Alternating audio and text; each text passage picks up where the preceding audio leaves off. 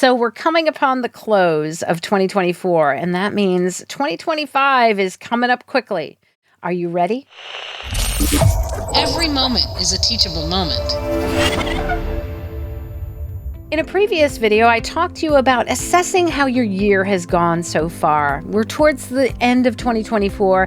It's a good time to really, sit back, take stock in what worked this past year and maybe what didn't work. Where did you spend your money and where do you need to invest your money? So now that you've kind of taken stock of what you've done so far this year, do you have a plan for next year? It's a good time to start creating one. And especially now that you understand what happened on a month-by-month basis or even on a weekly basis. Who are your clients? Who are your best clients? Where did you get hired? Where do you want to go in your business? Where do you want to move ahead? Good time to start jotting down some goals. And I'm a big believer in writing things down and setting goals in that way, because you can think about a lot of things that you want to do. I mean, I'm constantly thinking about how can I grow my business, but nothing really gets cemented down or necessarily followed through until I actually write it down. That's a big part of how I plan for every business year. What do I want to do for the new business year? And especially, how do I want to grow in the new business year? And I get very specific, right? I get as specific as I need to. And you know what? There's so many planners out there, goal planners. There's lots of different, people that talk about setting goals, SMART goals. But honestly, it can be as simple as you just sitting down in a quiet moment after you've assessed how your business has gone this year and just jotting down goals as you think of them. Then you can go ahead, in any format on a piece of paper. It doesn't have to be in a planner. You don't have to go spend a lot of money. Literally a piece of paper and a pencil will work. And just thinking about what is it that you want to do in your business? How do you want to grow?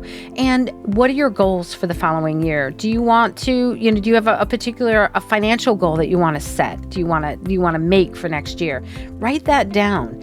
And then once you have all of those things written down, your thoughts written down, you can really then kind of start to organize them and think about, okay, here's a long-term goal. Well, I want to, get into animation, right? That's a big long-term goal. Well, how are you going to get there? Now you can take your big goal and work backwards so that you can figure out what are the steps that I'm going to need in order to get there. So a lot of times people will set big, lofty goals, but then they'll leave them there. And then it kind of becomes overwhelming when the new year's upon you and you're like, oh gosh, okay, so yeah, I want to make 6 figures next year.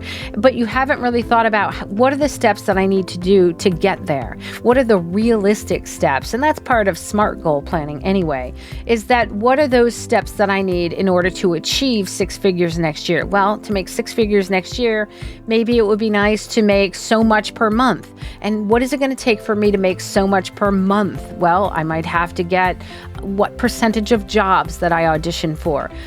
So really take those big goals and work backwards and make them into small manageable goals. But it starts by you sitting down and just jotting down those thoughts to begin with. And so it's a great time to start doing that. So all of a sudden January doesn't come and you're like, oh, there's another year. So now what am I going to do?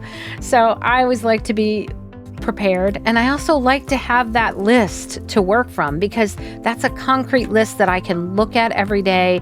And if I accomplish a goal or a step towards a goal, I get to cross that off. And that's a wonderful sense of accomplishment. Whereas if I'm looking at one lofty goal for making 6 figures next year, and I haven't quite figured out how I'm going to get there or what steps I need to take, that can be overwhelming and also almost like, oh my gosh, I can't do it. I might just give up right away because I'm overwhelmed. Take stock, guys, of how you're doing this year and start jotting down those goals for next year. Then you can start to organize those into smaller, more manageable goals. So your 2025 can be positive and successful. For more business tips, make sure to check out my videos here. Thanks so much for watching, guys. I'll see you next time.